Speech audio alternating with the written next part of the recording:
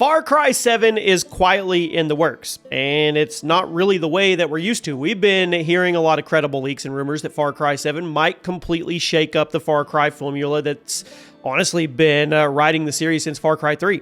So if you're a longtime Far Cry fan, which I'm sure a lot of you are, I am, maybe you got a little burned out by the last couple games, and this is something that you're going to want to know about. And the big deal right now is that multiple reputable sources have actually come forward with details about Far Cry 7, the story, the gameplay, even the new time limit mechanic. So today, something a little different, my friends. Welcome to the channel, everybody. Jimmy or Chaos, and today we're going to go over all the latest Far Cry 7 leaks, rumors, confirmed information. We're going to talk about the setting. We're going to talk about the story, the gameplay, the release date, what's up in the air, all of it. No undeserved hype, no undeserved fluff, just an honest look at what we might be in store for Far Cry. And if Ubisoft really is going in this new direction, it could actually be huge for the series. Or maybe it's going to have you worried. Drop a like, and remember, I read every single comment on every single video, so why are we even talking about Far Cry 7 changes in the first place? I mean, the Far Cry formula has been, I think we can all agree, stagnant, probably for about a decade. I mean, ever since Far Cry 3 absolutely redefined the series with that open world formula and the iconic villain, each sequel has kind of stuck pretty close to that template. Now, don't get me wrong. It's a fun template. But by the time we go to Far Cry 5 and Far Cry 6, a lot of players felt like they were playing Ubisoft open world game number 122 again. I mean, Far Cry 6, which released 5 years ago, it was enjoyable, but it didn't exactly revolutionize anything, and it's kind of forgettable. I mean, sales and reviews were okay, but it was clear that the wow factor, it was pretty much gone. I mean, Ubisoft, they have to have noticed the fatigue. In fact, after Far Cry 6, Ubisoft shuffled the entire series back to their Montreal studio, which was Far Cry's original home, and then they put some new leadership in charge of the franchise. They've also made the huge internal decision of ditching the old Dunia engine that Far Cry has used for years, and they built the next game on the Snowdrop Engine. That's the tech behind The Division and the upcoming Avatar game, which, if you've seen those, you know how freaking amazing that engine, what it actually puts out. Now, that tells you that Ubisoft is aiming for a fresh start on the tech side, which usually means more ambitious changes in gameplay and design. There's another clue out there. Ubisoft is talking about Far Cry's future.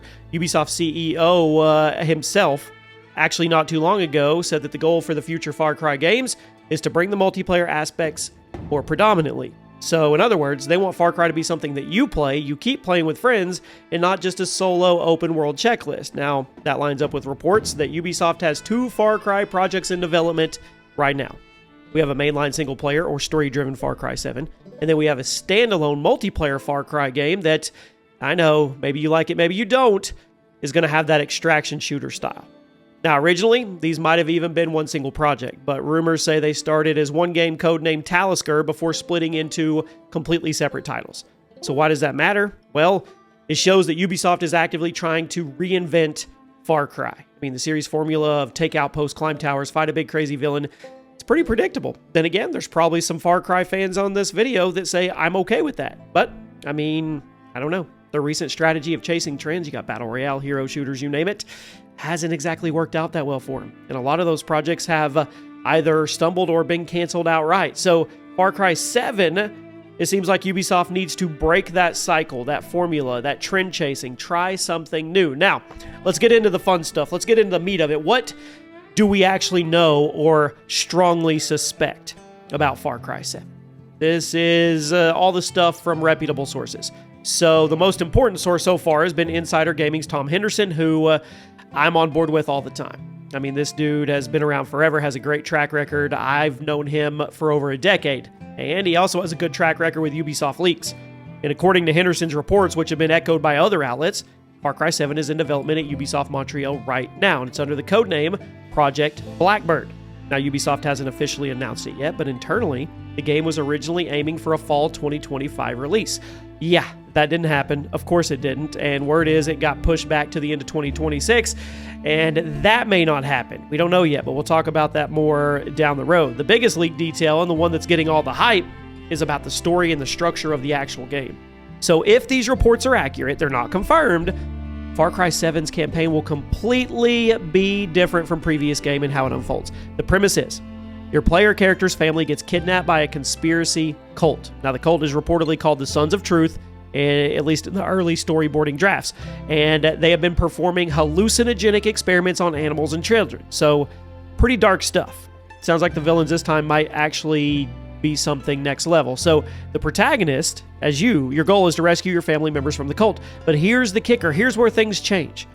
You only have 24 hours to do this. That's in-game time. So specifically, the rumor is Far Cry 7 will have a 72-hour in-game timer, which that translates to roughly 24 hours in real life. So that counts down to save all your family members.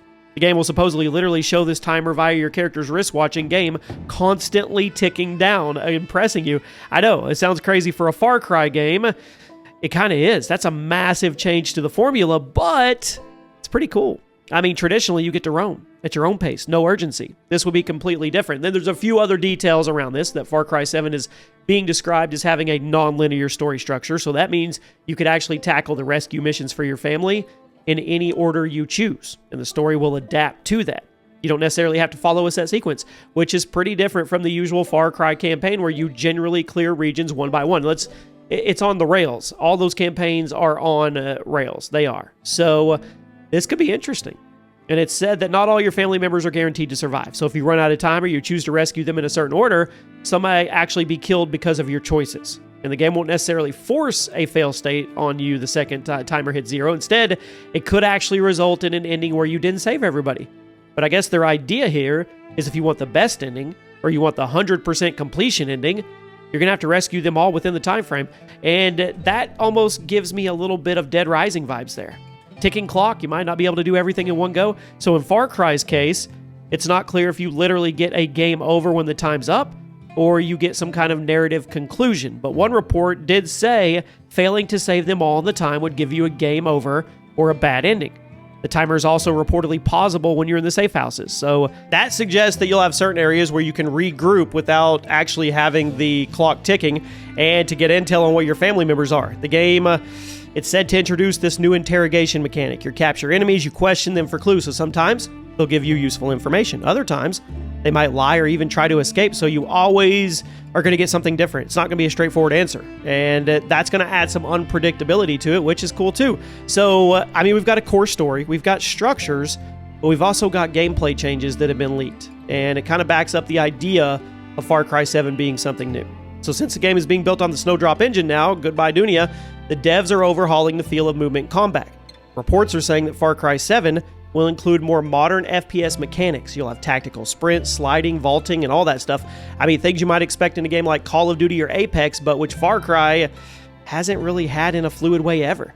So, because the team originally had both the single player and the multiplayer modes in one project, both of those games are ending up sharing that DNA. So the main Far Cry 7 game, which is Blackbird right now, inherited some of the movement and looting inventory mechanics from the multiplayer extraction shooter, which is codenamed Maverick if you want to know. So looting and inventory might be a bigger part of the main Far Cry 7 game. I mean, scavenging gear, crafting on the fly, fit their survival time limit scenario. And there was one source that told Insider Gaming that these mechanics actually make sense in the main game because it gives your desperation, I guess, more validity to rescue your family. So it implies that a bit of the survival extraction actually adds tension to the story mode. So sounds pretty cool to me. Sounds amazing, honestly. And what about the standalone Far Cry multiplayer project? I mean, they reportedly are developing that separate based game focused, or it's focused alongside Far Cry 7. So Maverick, extraction style shooter, I know, that's nothing new, but this one is set in the Alaskan wilderness. So think something like Escape from Tarkov or Hunt Showdown, but in a Far Cry context. So you're going to battle other players, the environment, wild animals, weather, and you're going to try to survive and extract loot. I mean, pretty simple. Initially, this was going to be a mode for Far Cry 7, but it sounds like they're trying to spin it into its own game. And the Far Cry 7 team and this multiplayer team, I'm sure they're sharing their tech and ideas. That's kind of what we talked about with the overlap in movement systems. Now, Ubisoft has not revealed this publicly, but in recent talk, the CEO did reference that those press reports about Far Cry 7 in a standalone multiplayer game, almost as a wink that they existed, they do. Of course they do. Internally, both projects have their timelines pushed, right? Probably not going to get them till holiday this year if we get marketing soon, but it's probably going to be 2027. That's my guess. I mean, even if we got a trailer mid-summer, I don't know. It would be hard-pressed. They could do it. Usually once you first announce a game, it's 12 to 18 months of marketing. But The gaming companies have started to speed that up a little bit. So if we got a trailer, let's just say hypothetically in May, we could see this around Christmas time. But I think the more safe choice would be probably around springtime of 2027. I love the fact that it's being built on a new engine. I like the fact of having the 72-hour, 24-hour clock. I think they do need to change it up. Give us a great story, give us a great protagonist, give us great villains and an actual backstory that we can get along with. Make us connect to all these family members so it really does hit home if we don't rescue them. And I'm down for it. I mean, there was one earlier rumor that claimed it was going to be Far Cry Rise and it was going to be on a Korean island, but that's actually been debunked. So if somebody was going to ask me in the comments, that one's not happening. So let me know what you guys think. Do you like the fact that we could be getting a multiplayer standalone game, extraction-based shooter in Alaska? You know it's going to be pretty. You know there's going to be animals and all kinds of wild, crazy stuff there. I mean, I know we have extraction shooters left and right now, but if they do good, it'll just give everybody another option. And what do you think about the 24-hour timer in practice? Like, it sounds cool, but what do you think about it actually being instilled? Do you think there's going to be replayability? That's kind of what I'm worried about, nervous about, is it something that we'll be able to play over and over? And I want to finish on the villain, because Far Cry villains are important. I mean, Voss, the Pagan Men, Joseph Seed. You really need things at stake here. And I'm going to suspect the cult leader will be some kind of very prominent antagonist, likely someone who taunts you throughout the game, maybe via radio, maybe occasional encounters, and it's going to make it feel personal. But unlike previous games, you might not have the luxury of the villain periodically capturing you for those long monologues, which is usually a Far Cry tradition, because it sounds like this pacing is going to be much faster. So they might have to integrate the villain into the pressure. I mean, calling you to say, hey, time's running out, doing things that make the timer tick faster, stuff like that. I don't know. It's going to be interesting to see. I will give you guys anything that I have once it comes out. If we get any new updates, I'll let you know. Let me know what you expect from this game. Are you excited? Do you care at all? I'll see you soon.